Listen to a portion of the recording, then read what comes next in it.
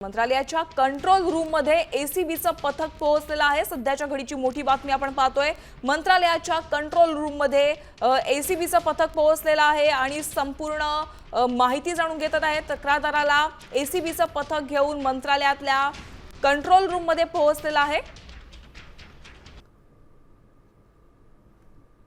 आपण पाहतोय मंत्री नरहरी झिरवळ यांच्या खात्यात यांच्या विभागामध्ये एसीबीने धाड टाकलेली होती आणि या संदर्भात अधिकची अपडेट्स अधिकची माहिती जाणून घेण्यासाठी आता एसीबीचं पथक तक्रारदाराला घेऊन मंत्रालयाच्या कंट्रोल रूम मध्ये पोहोचलेलं आहे।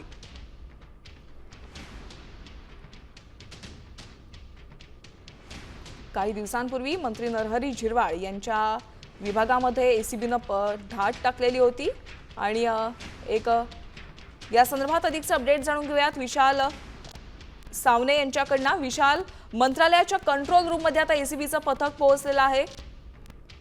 पाहिलं तर काही दिवसांपूर्वीच नरहरी झिरवळ यांच्या दालनामध्ये एसीबीने कारवाई केली होती। यामध्ये एकाला अटक देखील करण्यात आली होती लाच प्रकरणामध्ये आणि त्यानंतर राजकीय धागेदोरे आरोप प्रत्यारोप जे आहेत ते सुरू झालेले होते। मात्र तपासाचा वेग जो आहे तो पुन्हा एकदा सुरू झाल्याचं आपल्याला पाहायला मिळतंय।